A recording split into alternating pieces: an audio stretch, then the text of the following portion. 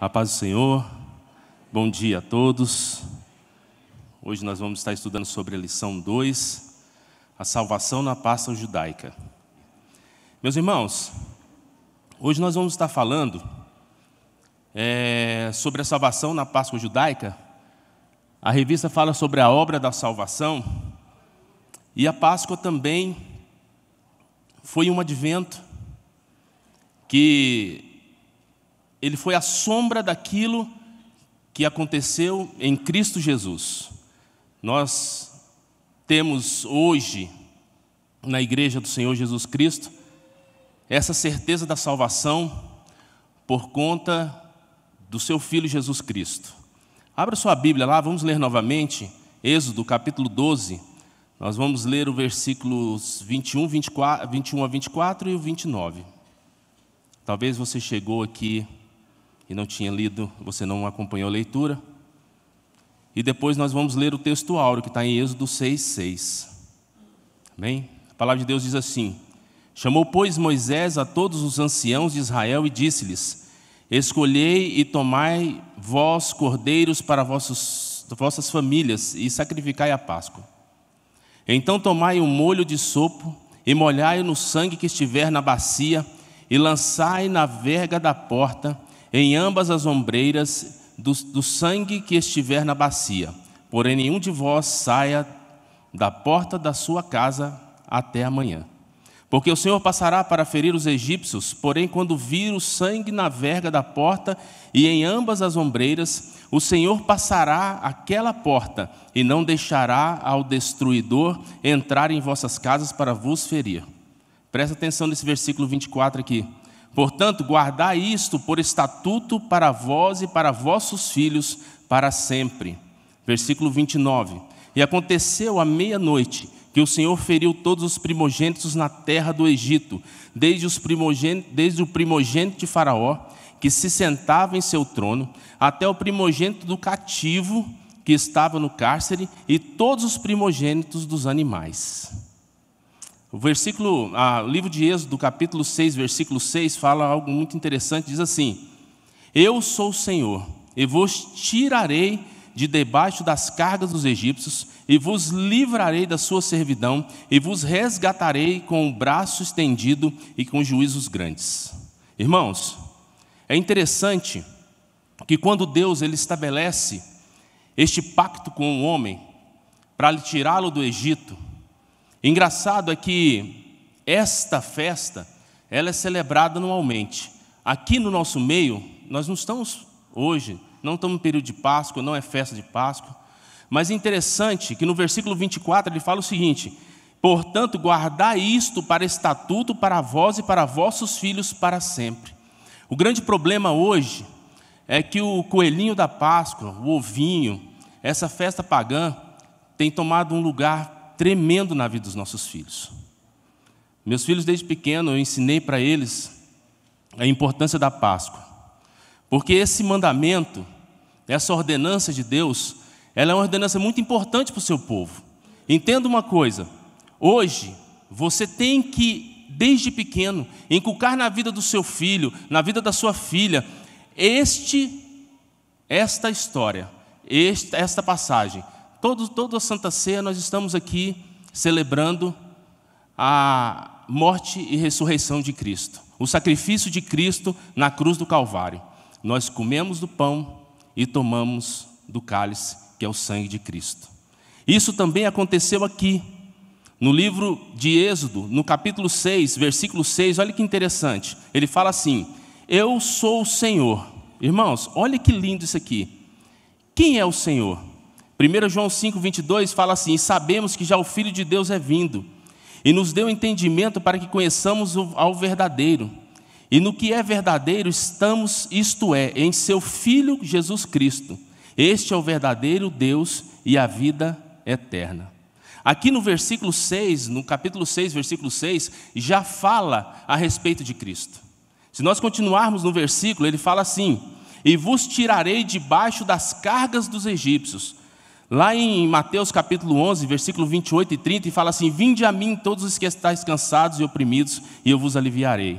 Tomai sobre vós o meu jugo, e aprendei de mim que sou manso e humilde de coração, e encontrareis descanso para as vossas almas, porque o meu jugo é suave e o meu fardo é leve. Nós na frente, ele fala assim, vos livrarei da servidão. A palavra de Deus fala em João 8,36, se pois o Filho vos libertar, verdadeiramente sereis livres. E no final, ele fala assim, e vos resgatarei com o braço estendido e com grandes juízos. 2 Timóteo 4,8 diz, desde agora a coroa da justiça me está guardada, o qual o Senhor, justo juiz, me dará naquele dia, e não somente a mim, mas também a todos que amarem a sua vinda. Aqui fala, irmãos, no versículo 6, tudo o que Jesus ia fazer. Mas o povo de Israel não entendia isso, porque até então tudo era lei. O povo de Israel recebe uma ordenança de Deus, eu quero voltar um pouquinho para que vocês possam entender todo esse processo. José recebe uma promessa, ele é vendido, José ele sofre uma perseguição e é vendido como escravo ao Egito.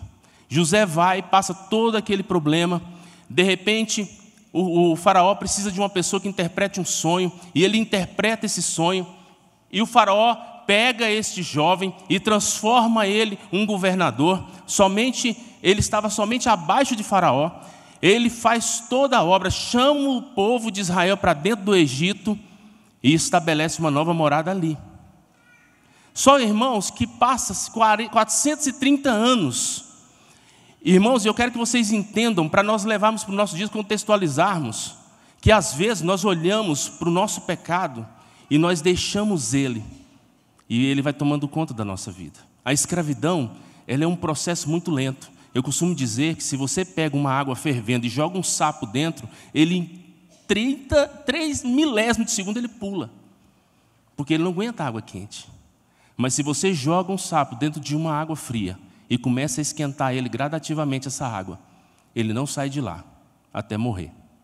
Durante 430 anos, aquele povo viveu na escravidão e foi se acostumando com aquele processo, foi se acostumando com o processo, foram entrando no pecado. O pecado foi tomando conta da vida deles, a escravidão foi tomando conta, geração após geração. Se nós fôssemos fazer um cálculo de 70 em 70 anos, daria mais ou menos 6 gerações.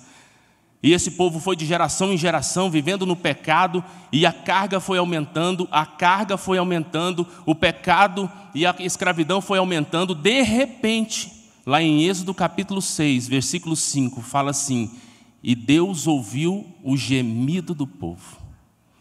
A partir daquele momento, o povo não aguentava mais o sofrimento. A escravidão era terrível. Os próximos faraós, eles não sabiam mais da história do povo de Israel. O povo de Israel crescia grandemente. Eles passavam por um momento de grande crescimento e a escravidão era terrível. Esse povo começou a crescer, e o povo de Israel começou a preocupar o faraó. Naquele momento, aquele povo começa a clamar a Deus, e Deus fala assim, eu ouvi o clamor do meu povo e me lembrei deles. Irmãos, eu quero que vocês entendam uma coisa, Deus não se esquece do seu povo, nós que nos esquecemos dele. Às vezes nós entramos no pecado, e o pecado vai entrando aos pouquinhos, a escravidão vai entrando no nosso meio, e nós somos escravos dos pecados, da vaidade, da soberba, da mentira. As coisas vão tomando conta da nossa vida. Sorrateiramente o diabo vai colocando as suas gotinhas, as suas gotinhas homeopáticas do pecado na nossa mente, no nosso coração, e nós vamos sendo contaminados, e quando nós olhamos, nós estamos gemendo e nem sabemos. Nós gememos dentro de nós por causa da solidão, porque a palavra de Deus fala aqui no versículo 5 do capítulo 6 de Êxodo, que o Senhor se lembrou do seu povo. Porque às vezes nós não temos mais contato com Deus, e o povo geme. E Deus ama o seu povo. E naquele momento, Deus levanta um homem, Moisés. E esse rapaz, ele com 40 anos, ele morava na casa de Faraó, e ele começa a entender qual é a sua genealogia, porque a sua mãe cuidou dele, e ele entende a importância do chamado dele. E se vocês forem ver a partir do capítulo 3 de Êxodo, você vai ver toda a história. E de repente Deus pega e Moisés, no ímpeto de poder proteger o seu povo, mata um egípcio. E ele foge e vai embora para o deserto. Vai morar no deserto com Jetro, seu sogro. E ele fica lá com mais 40 anos. Depois de 40 anos, Deus chama Moisés e fala: Moisés, agora volta. Aquele que queria a sua morte morreu. Volta, que eu tenho uma obra com você. E Moisés entra e começa a jornada da saída do povo do Egito. E ele chega em Faraó e fala assim: liberta o meu povo. E o Faraó fala assim: não liberto? Para que eu vou libertar? Eu tenho mão de obra aqui. Eu posso construir minhas obras faraônicas, que o nome já diz tudo. E por que eu vou tirar esse povo? Esse povo me atende. E às vezes nós, irmãos, se nós contextualizarmos, nós estamos assim. Uma vez um amigo meu chegou para mim e falou assim: irmão, por que a gente, quando é crente, a gente sofre tanto? Eu falei assim: alguém chuta cachorro morto, irmão? Ninguém chuta cachorro morto, não. Se você está passando por dificuldades, você está passando por perseguição, glorifica a Deus. Jesus fala assim: bem-aventurados sois vós que perseguindo disserem todo mal contra vocês. Nós temos que, às vezes, nós reclamamos demais das perseguições, mas às vezes nós sabemos que nós estamos fazendo a diferença nesse mundo. Jesus falou assim: se não fizeram isso com galho verde, o que não farão com galho seco? E aí, de repente, aquele povo, aí Moisés volta de novo e fala assim: liberta o meu povo. Ele falou assim: agora você vai dobrar a carga de serviço desse povo.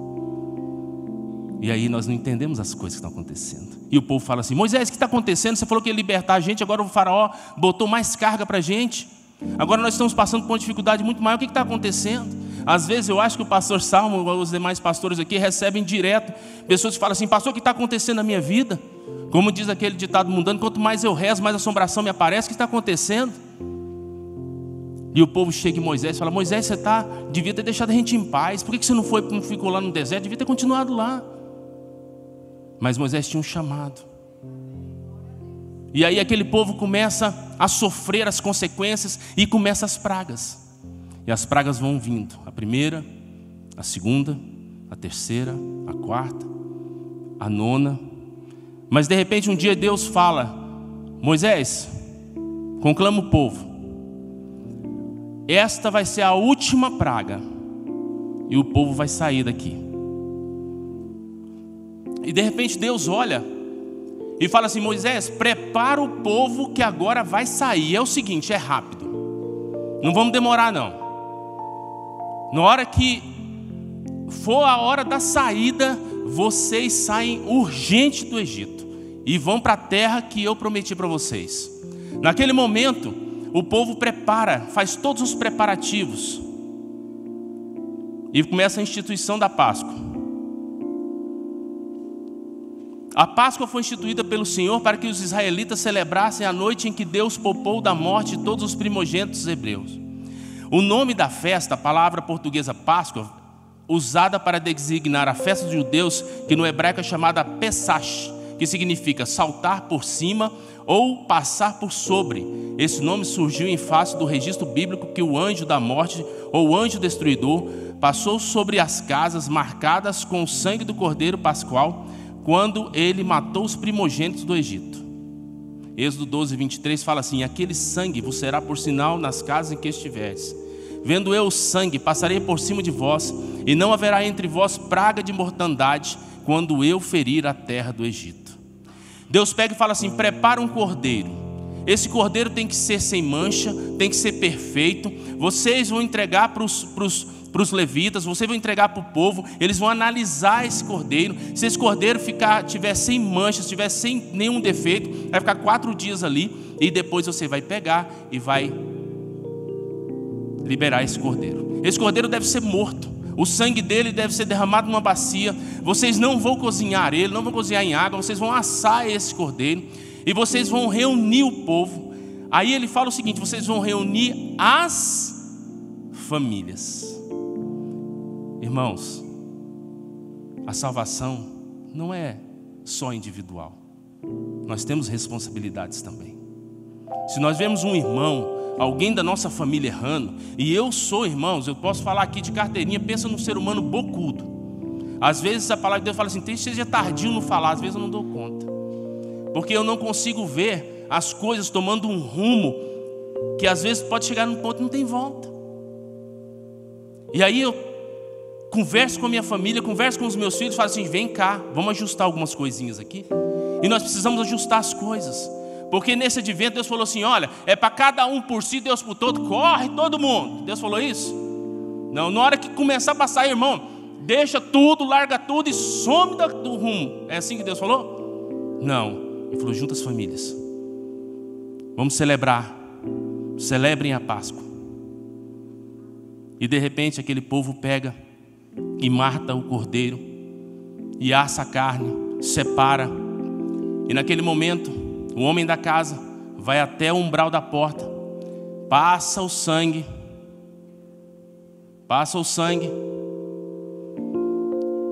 e ele entra na casa junto com a sua família. A lei fala o seguinte, que uma família tem que ter 10. Se por acaso a sua família for pequena, você chama outras pessoas para dentro da sua casa. Deus é tão maravilhoso que Ele não deixa desperdício. Ele poderia falar assim, não, cada um pega a sua ovelha, fica por si mesmo, cada família, se você tiver só pai, só o marido e mulher, fica por isso mesmo, pega o cordeiro, come o que sobrar. Não. Ele falou, junta as famílias. Junta as famílias. Se sua família for pequena, chama. Vamos trabalhar todo mundo junto, vamos ficar aqui celebrando a Páscoa. Naquele momento, o povo entra e começa a Páscoa. Pode ver aí que se você for olhar na imagem, tem 10 pessoas ali naquela mesa, um cordeiro no meio, e eles celebrando a Páscoa. E o anjo passa à meia-noite, como um raio. E ele passa por cima das casas cujos umbrais estão com o sangue do cordeiro. E ele começa a passar e salvando um povo e destruindo o outro. Naquele momento, irmãos, cumpre-se ali aquilo que Deus falou. Quando chega no outro dia e Deus fala assim, até amanhã vocês não saem da casa, vocês não vão para lugar nenhum, fiquem ali, mas de manhã vocês vão ver o resultado de tudo que aconteceu. De manhã o faraó manda chamar Moisés e fala assim, a partir de agora, saia urgentemente dessa cidade. O povo empurrava o povo judeu. Os egípcios empurravam, vão embora daqui, vão embora. O que vocês precisam para ir embora? O que vocês precisam para ir embora daqui? E ele olha para aquele negócio e fala assim, toma ouro, toma, você quer ouro? Toma ouro. E começa a dar ouro, e começa a dar pedras preciosas, e começa a dar coisa, e enche o carro deles, e vai embora daqui. Irmãos, entenda uma coisa. Junto com a salvação de Cristo Jesus, vem os despojos do inimigo. Às vezes nós não entendemos a salvação, quão grande salvação é. Por que o povo celebra a Páscoa antes da libertação? Por que eles não celebravam a Páscoa depois da libertação? Como que eles fazem isso? Porque eu imaginaria, é a mesma coisa, porque meu vila vai subir mesmo, e eu já comemorar agora, irmão. Entendeu? Né? Vou fazer festa. Mas o povo fez festa antes de sair. Sabe por quê, irmãos? Porque nós precisamos ter fé. A palavra de Deus fala que quando Jesus foi curar os 10 leprosos, a palavra de Deus fala assim, e indo eles, foram curados. Eles não esperavam ser curados para irem. Eles já foram indo, adorando a Deus, e foram curados no caminho. Nós temos que entender esse processo, porque nós esperamos, e a bênção e o milagre já está conosco. Quando a minha esposa estava com câncer, um irmão chegou e falou assim, a partir de hoje, mandou no WhatsApp, a partir de hoje o irmão Leandro e a irmã Dilma não vão mais no grupo familiar, porque vão cuidar da saúde. Eu falei assim, quem escreveu isso foi você, não fui eu. Foi minha vida normal, irmão, tudo normal. Conversei com a minha esposa, conversei com os meus filhos, vocês vão para o colégio, normal, vida normal, minha esposa normal, vamos para o culto, trabalhar, todo mundo tem que correr, vamos embora. Teve um momento de choro? Teve. Neemias teve, mas teve um momento de agir, e nós agimos. Nós temos que ter a ação, a fé tem que ser ação na nossa vida. Nós não devemos chegar hoje em dia, parar a nossa vida, esperando que os milagres aconteçam. Irmão, milagre, você já é um milagre, você é a bênção, você já tem um milagre em si. Você tem mais do que um milagre, você tem para dar para as pessoas. Você precisa ter isso em mente. O povo de Israel começa a celebrar a Páscoa mesmo antes de sair. E olha que eu vou falar uma coisa para vocês, era um povo que duvidava das coisas que estavam acontecendo. De repente Deus olha para aquilo, e o povo pega e vê aquele resultado. Se você for olhar na fotinha aqui no cantinho, uma criancinha ali, difícil, mas uma coisa eu digo para você, entenda uma coisa: Deus só tem compromisso com aqueles que têm compromisso com Ele. Uma vez, falando sobre aquela passagem que Jesus estava indo, e aquele endemoniado de Gadara, aquele gadareno, ele é liberto por Jesus, e uma legião de demônios sai. E uma legião de demônios fala assim: para onde nós vamos, Senhor? Podemos ir para aqueles porcos ali? E Jesus falou: pode. Irmãos, imagina o prejuízo que aqueles homens não tiveram. Eu não sei a quantidade de porcos que tinha ali, né? Mas foram muitos. E eles caíram num precipício. Morreram todos. Aí fica a pergunta: mas por que Jesus fez isso? Por que Jesus permitiu que fosse naqueles porcos? Porque o judeu não come carne de porco? Porque é uma carne imunda? Não. No livro de Atos dos Apóstolos, Jesus aparece a Pedro e fala assim: tudo foi criação minha, não tem nada aqui perdido, come. Mas existe uma chave que vocês precisam entender, irmãos. Deus só tem compromisso com aqueles que têm compromisso com eles. Quando Jesus olhou para aquela situação daqueles pastores de porcos, ele entendeu: eu não tenho compromisso com aquele povo. O meu povo está morrendo porque falta conhecimento. Jesus não é fiel a nós, Ele é fiel à sua palavra e vai fazê-la cumprir. Nós temos que ter esse entendimento. Às vezes nós entendemos, nós achamos que Deus é fiel a nós, que Ele tem que fazer a nossa vontade. Não, Deus é fiel à sua palavra e Ele vai fazê-la cumprir. A palavra de Deus fala assim, que de Deus não se escarnece. Tudo que o homem plantar, Ele vai? Entenda isso. O perdão vem, mas as consequências você carrega. Existem pecados que você consegue voltar, consertar e seguir o seu caminho. Existem pecados que você vai ter que levar a vida inteira, irmãos, infelizmente. E aí naquele momento, aquele povo sai e ele é levado. Deus começa a levar o povo para o deserto para adorar a Deus. Para o povo de Israel, a Páscoa representa o que o dia da independência significa para um país colonizado por uma metrópole, né? A independência ou morte de 7 de setembro, tem um professor que falou que realmente o cara gritou e nós fomos livres. Aí teve um outro professor de história e falou assim: mentira, que não foi livre nada, eles compraram, venderam, eles pegaram, estamos pagando a dívida até hoje. Não teve lá de liberdade não, nós estamos mais quebrados por causa disso do que antes. Mas de certa forma foi uma liberdade. A libertação da opressão egípcia é liberdade para servir ao próprio Deus. Irmãos, quando você é escravo, você não é escravo só de homens, você é escravo do Deus que ele serve. Você começa a ser escravo daquilo. E eu falo para vocês, no livro de Daniel, quantas vezes Daniel sofreu por conta disso. Porque ele era escravo, ele tinha que adorar o Deus. Nabucodonosor fez a estátua e falou assim: adora. Aí Daniel falou assim: adoro nada.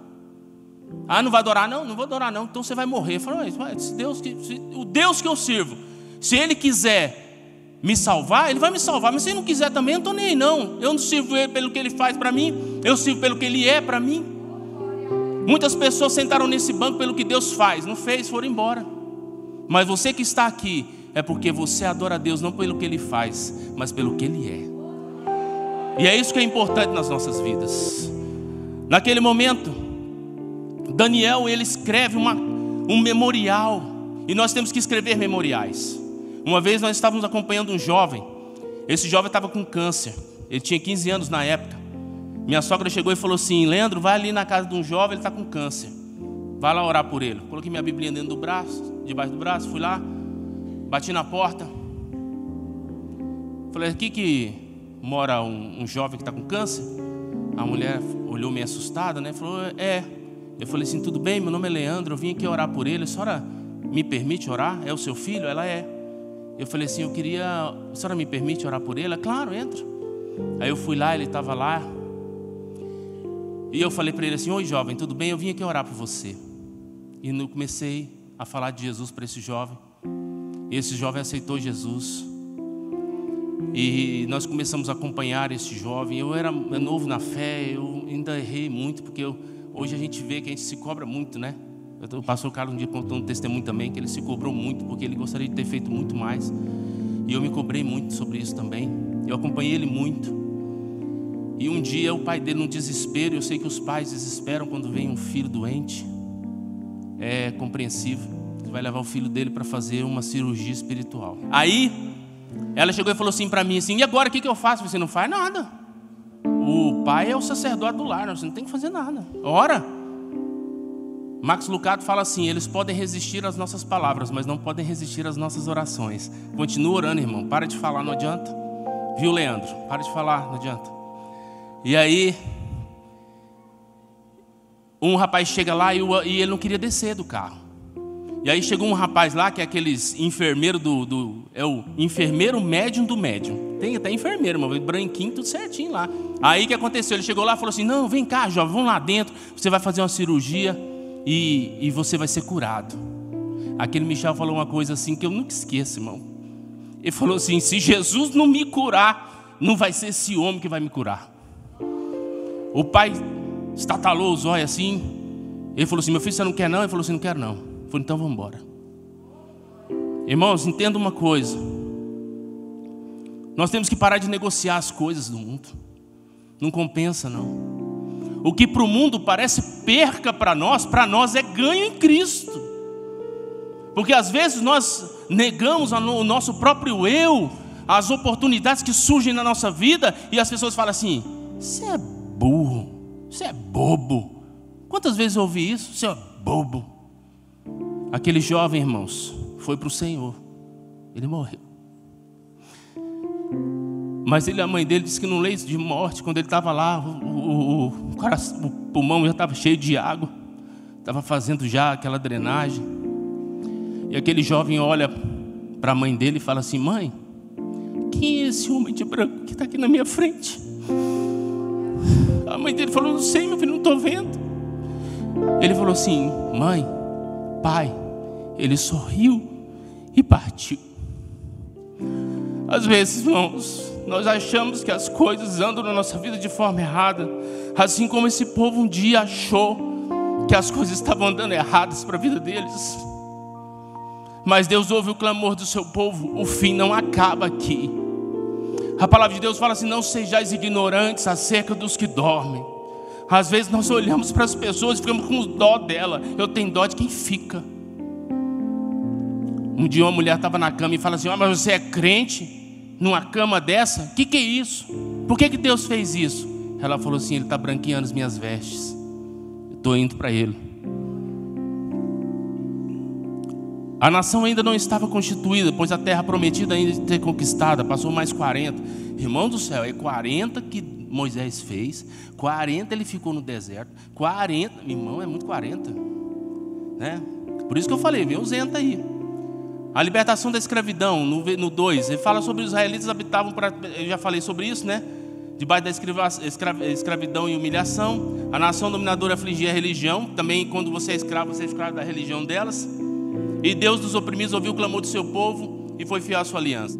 A nova celebração judaica. Irmãos, olha que interessante. A Páscoa passou a ser celebrada a festa no ano religioso, que começou em Êxodo 12, 1 a 20. Aqui fala sobre os elementos da Páscoa e o seu significado espiritual. Olha que coisa interessante. O cordeiro. Este animal deveria ser macho de 1 ano. Eu já falei sobre o animal, né?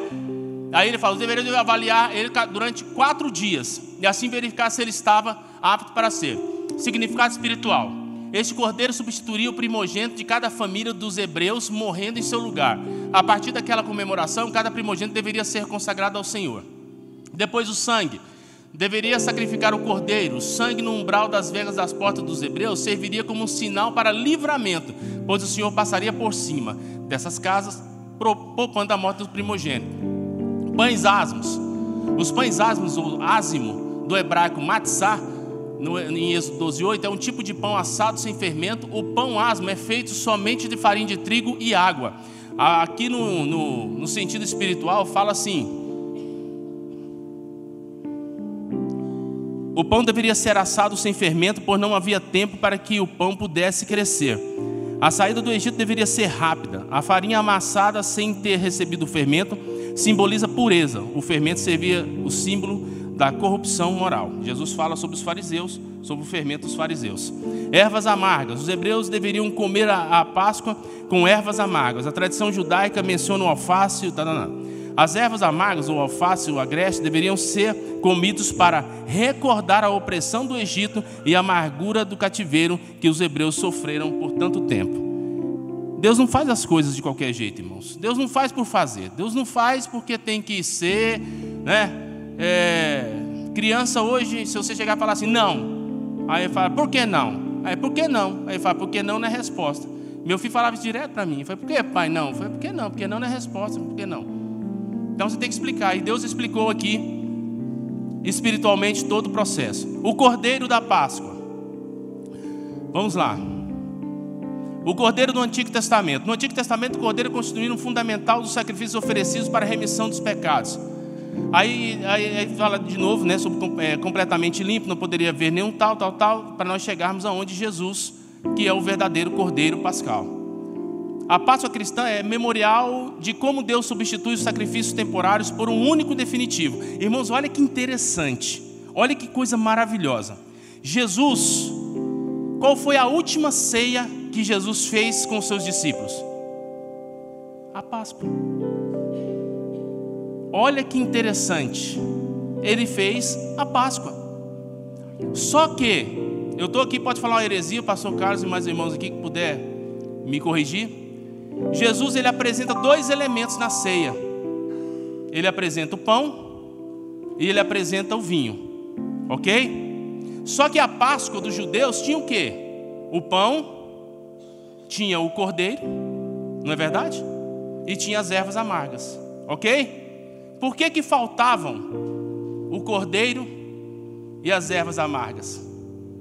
Porque o cordeiro estava com eles e no outro dia ele seria crucificado. Olha que interessante. E a erva amarga, por que ninguém comeu? Porque Jesus tinha que comer. É Ele que era o sacrifício.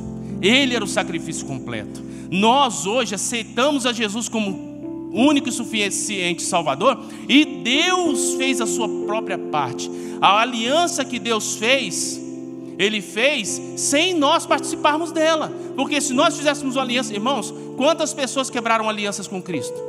Quantos homens e mulheres entraram dentro das igrejas, aceitaram Jesus como Senhor e Salvador e saíram da igreja como convencidos e não convertidos?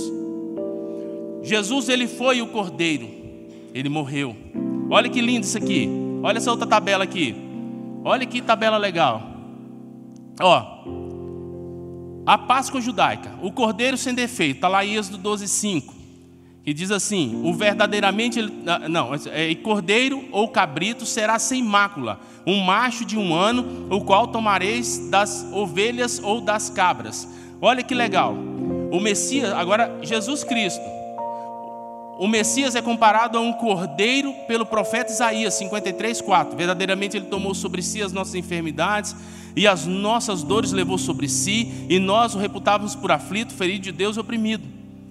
Filipe interpreta essa profecia aplicando-a a Jesus em Atos 8:32 e 35. Profeticamente, Jesus é o Cordeiro de Deus. O Cordeiro representava o preço da redenção e libertação de Israel do Egito, e Cristo é a nossa libertação do pecado. João 1:36, que diz assim: Ele é o Cordeiro. Olha que interessante. Se você pegar aí, depois você tira uma foto, depois você pega comigo, eu passo para vocês. A outra parte aqui: o cordeiro deveria ser observado durante 4 dias a fim de verificar se não tinha defeito. Olha que interessante, ele foi examinado pelos grupos religiosos. Aí depois vocês dão uma olhada. Ele fala sobre essa parte no relato de Mateus 22, versos 15 a 46. Encontramos Jesus sendo examinado pelos herodianos, né? Saduceus, escribas e fariseus. É interessantíssimo essa parte. Então ninguém podia responder-lhe uma palavra, nem desde aquele dia ousou mais alguém interrogá-lo. Não tinha nada, Jesus não tinha nada de errado. Aí ele fala assim: examinado pelo sumo sacerdote. O Cordeiro da Páscoa era submetido a um exame pelos sacerdotes que o julgavam, com base no exame de sua perfeição, apto para ser sacrificado. Caifás, queria evidências para entregar Pilatos, mas não as encontrou. Pilatos, quando eles tentavam achar alguma coisa para Jesus, não conseguiam. Examinados por Herodes e Pilatos. Herodes, ao entrevistá-lo, não viu nada de errado. Pilatos, por sua vez, após ter examinado Jesus, não achou nele crime algum. Durante 3 vezes ele fala sobre isso, bem como a sua esposa também fala que ela teve um sonho, que ela fala assim, não entre na causa desse homem, tive um sonho com ele, terrível. E ela falou o seguinte, lá, e tem bem como o soldado que estava ao pé da cruz. Quando o soldado viu Jesus, ele fala assim, realmente, esse é o Salvador. Ele não tinha culpa nenhuma. O cordeiro foi morto de maneira vicária. Seu sangue trouxe livramento e sua carne tornou-se alimento. Êxodo 12, 6, 23, 12, 8. Jesus foi morto pelos judeus. O seu sangue foi derramado para nos livrar da ira divina. E a sua carne simbolizada no pão da ceia instituída pelo Senhor é alimento. Amém? Olha que coisa linda. O sangue do cordeiro. O significado do sangue. A primeira abordagem da Bíblia acerca do sacrifício está no livro de Gênesis. Interessante. Irmãos, entenda uma coisa sobre sacrifício aqui. No livro de Gênesis, se você for ver, se você pegar Gênesis 4, do 1 ao 7, fala sobre a oferta de Caim e a oferta de Abel. O que tinha de errado naquelas ofertas? É que você precisa entender, irmãos, o diabo, ele vai trabalhar em cima da palavra. É como um advogado que examina a lei e encontra uma brecha. Quem é advogado sabe disso. Ou ele fica analisando outros processos para ver se quem ganhou esse processo em cima de um argumento que ele pode pegar esse processo e apresentar ao juiz e falar assim, fulano ganhou um processo em cima desse argumento, ganhou, também quer ganhar. Então o diabo, ele olha em cima dos argumentos. O que ele fez com Jesus quando Jesus estava jejuando? Ele quis testar Jesus na palavra. Naquele momento, entenda uma coisa, quando Eva peca, a palavra de Deus fala assim, para Eva, de toda a árvore do jardim você vai comer, mas dessa árvore você não vai comer, porque no dia que você comer você vai morrer. Não foi assim? Mas na frente o diabo chega e fala assim, Eva, o que Deus falou? Irmãos, presta atenção nisso. Eva fala assim, de todas as árvores eu posso comer, mas dessa eu não posso comer e nem tocar. Deus falou para não tocar? Deus falou para não tocar, irmãos? O diabo falou assim, não entendeu nada. Espera aí que agora eu vou pegar ela. Às vezes, irmãos, nós não analisamos a palavra de Deus e às vezes caímos num godo do diabo e o diabo está fazendo ciranda com muita gente e as pessoas não estão entendendo. Algo que é antigo, irmãos, dízimo. Até hoje na igreja eu vejo gente negligenciando dízimo. Eu vejo pessoas negligenciando a palavra de Deus. Hoje o relativismo tem tomado conta das igrejas. O que é certo para mim pode não ser certo para você, e o que é certo para você pode não ser certo para mim. O mesmo acontece se o errado para mim pode não ser errado para você. Mas nós temos que lutar pela fé. Nós temos que lutar pela fé, nós não podemos brincar. E aí Eva pega, e o diabo viu que Eva não entendia nada, e enganou ela, não entendeu. O mesmo aconteceu com o sacrifício de Caim e o sacrifício de Abel, irmãos. Deus olhou para Caim e falou assim, Caim, se você não me passar, não me entregar um sacrifício aceitável, Caim, eu não vou aceitar? Mas é óbvio que eu vou aceitar, Caim. O que Deus estava dizendo? Caim entregava as primícias do seu fruto, mas eles não entenderam. Abel entendeu o processo. Quando Adão sai do Éden, ele senta com seus filhos e começa a contar a história. E fala, olha meu filho, aconteceu isso. E aí aconteceu lá no Gênesis 3, que aí, meu filho, nós pecamos e erramos. E aí sabe o que aconteceu, meu filho? Aconteceu que nós pecamos e saímos, mas Deus sacrificou um animal e nos cobriu. E hoje nós estamos vestidos bonitinhos assim, porque foi através do sacrifício de um animal que cobriu o nosso pecado. Foi o primeiro sacrifício, o primeiro derramamento de sangue para cobrir o pecado do homem e da mulher. Abel, entendi o processo. E Caim, entendi nada. Porque o mesmo sacrifício que Caim, por que Caim oferecia o sacrifício do animal? Não porque Abel, não porque Abel simplesmente ele era pastor, ele cuidava de animais, não, mas é porque ele entendeu o processo. E às vezes nós não entendemos o processo. Entenda uma coisa, quem está passando por luta aqui? O importante, irmãos, não, mas tem gente que não está não, já teve uma época também que eu não estava não, irmão. Estava em céu de brigadeiro, irmão. A maré estava a favor. Mas deixa eu te falar uma coisa. O importante, irmão, não é você entender que você está passando, não, mas é o motivo pelo qual você está passando. A palavra de Deus fala que por um breve momento de provação. É pouco. Nós temos que entender esse processo. Se nós entendermos o processo da provação, entendemos o processo da tentação, nós vamos sair dele. E nós vamos estar com ele. Amém? O sacrifício de animais era realizado para aplacar a ira de Deus. Aí está falando em Isaías 59, 2. O maior símbolo e principal elemento desse ritual era o sangue do animal sacrificado. O sangue derramado, vida derramada, estabelecimento da paz entre Deus e o ser humano. Está os versículos aí. O sangue do Cordeiro Pascal. O sangue do Cordeiro Pascal deveria ser aspergido nos ombreiros do umbral da porta de suas casas. A libertação da paz no Novo Testamento é relida como símbolo da libertação que é dada por Cristo. O sangue de Jesus, o Cordeiro de Deus que tira o pecado do mundo, João 1, 29, proteção contra a morte eterna. Vamos passar para frente. O sangue da nova aliança. Ao celebrar na Páscoa a última ceia, Jesus afirmou que o seu sangue era símbolo da nova aliança. Irmãos, eu conheço muitas pessoas que às vezes participam da ceia do Senhor e não sabem nem por que estão participando. A ceia do Senhor é um memorial daquilo que Jesus fez na cruz por nós, no Calvário. Você tem que ter esse entendimento, porque às vezes não é errado. Entenda isso, que o sangue cura, que ao tomar o cálice você é curado, e ao comer do pão você também é curado. Muitas pessoas foram curadas. A minha sogra, ela estava numa UTI, ela não estava lúcida, ela estava com um processo, a bactéria tinha tomado conta do corpo dela, e ela estava tendo visões, e o diabo usou desse artifício, e um pastor foi ministrar ceia para ela. A minha cunhada falou assim, minha mãe tem que ministrar ceia para minha mãe. Aí a Dilma falou, então chama um pastor lá e vai ministrar. Aí fui ministrar. Irmãos, na hora que minha sogra, ela tomou a ceia, ela imediatamente recobrou a lucidez. Imediatamente. Ela abriu os olhos e ela falou assim, agora eu sei onde é que eu estou, eu sei o que eu estou fazendo, eu estou num hospital, e até então ela não estava vendo absolutamente nada. Diz que ela via demônios que falavam para ela assim, se você tomar essa ceia, eu vou matar você. Não foi, amor? Eu vou matar você.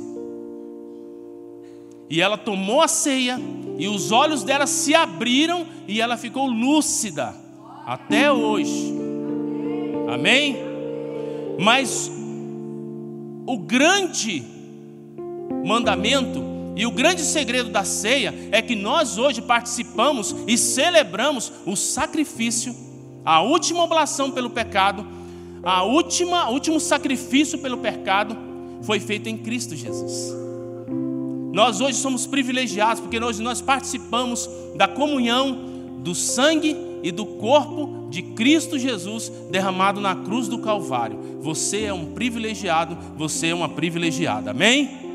O Senhor, Ele nos mostra, através do seu sangue, o sacrifício por inteiro. Irmãos, nós não somos hoje salvos, e eu já fiz essa pergunta no meu grupo familiar, nós não fomos salvos do diabo. Nós fomos salvos da ira de Deus que estava sobre os filhos da desobediência. Hoje nós somos salvos da ira vindoura do inferno, mas Jesus nos resgatou, amém?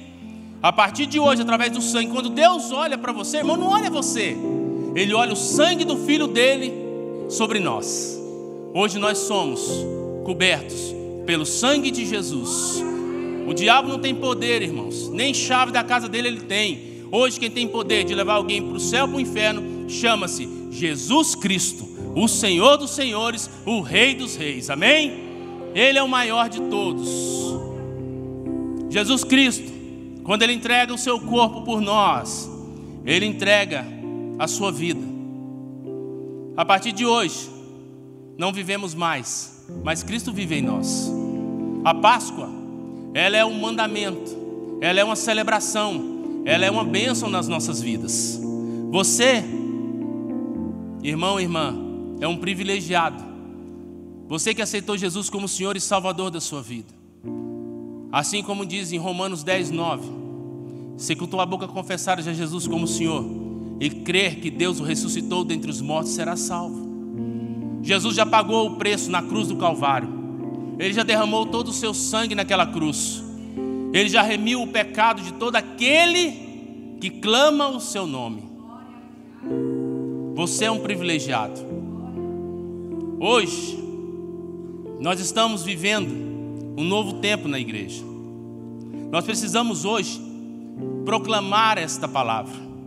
Eu quero sugerir a você que durante a Páscoa você reúna a sua família, faça um jantar, um almoço na sua casa, chama as pessoas de perto da sua família e fala assim: hoje eu quero explicar para vocês o que é a Páscoa.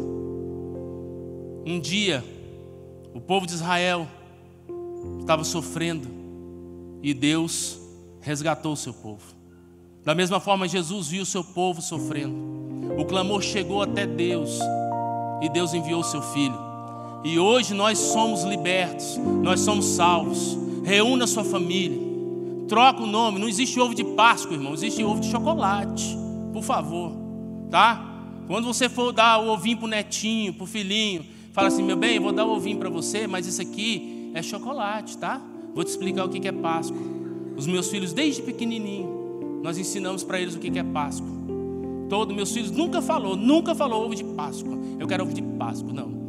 Sempre falou: eu quero ovo e chocolate. E também, se meu filho falasse assim: vamos pegar ovo de Páscoa, assim, ovo de Páscoa significa passar por cima. Então você vai passar por cima, filho, porque eu não vou comprar para você não, tá? Vamos pular essa data, né?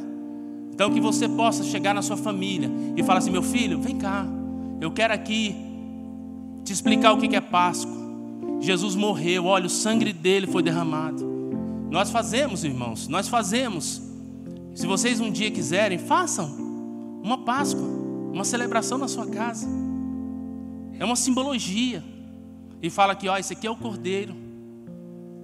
Esse aqui, você pega uma carninha. Eu já vi gente que faz carne de panela. Faz carne de panela. Aí fala assim: não, esse aqui é a carninha. Significa Jesus, o corpo dele. Esse aqui é o pão sem fermento. Fermento significa impureza. Meu filho, mantenha-se puro. Faz lá. Isso aqui, aí dá lá um espinafrinho para ele. Qual que é mais amarga, irmão? Não pode ser gueroba não, irmão. Gueroba não é folha.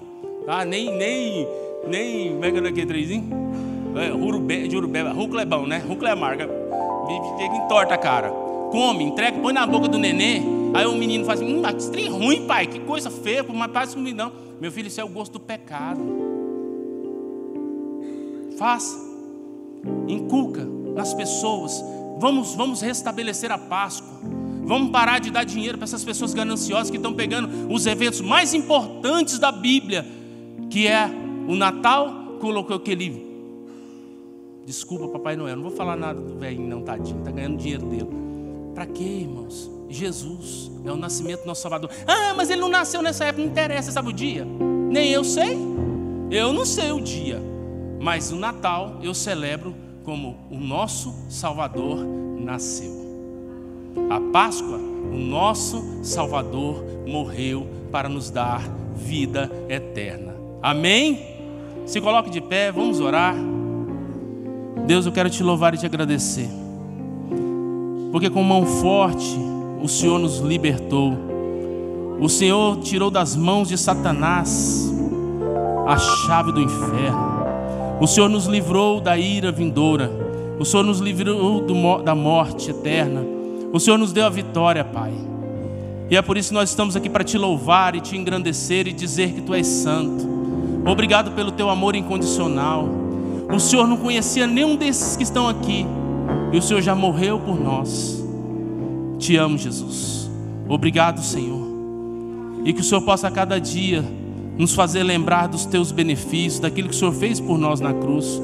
E que o Senhor sustente cada vida que está aqui, e que nenhum deles se percam, mas que nós possamos um dia nos encontrar na glória e estarmos festejando com o Senhor na glória. Deus, abençoa esta igreja, abençoa, Senhor, os pastores dessa igreja. Coloca as tuas mãos de poder e graça. Deus Todo-Poderoso, a obra é tua, a obra não é nossa, a obra é do Senhor.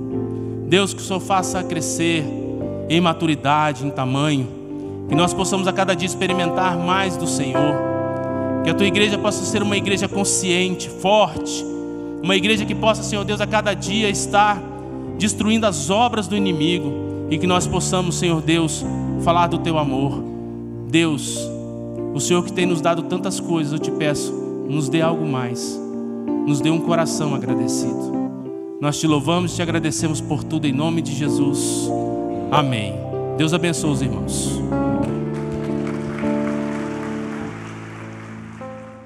Uma igreja alegre, participativa. Todos os domingos, às 9 horas, um delicioso café da manhã e uma escola bíblica abençoada. Às 18 horas, culto da família. Segunda, às 14 horas, Manancial Feminino. Terça-feira, às 20 horas, Homem de Verdade e Mulher Ideal.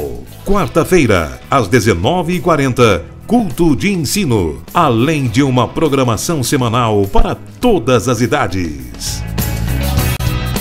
O nosso sonho é expandir o reino de Deus e chegar a todas as nações do planeta Terra. E eu quero convidar você a fazer parte desse grande projeto que com certeza Deus vai te abençoar. Catedral da Família.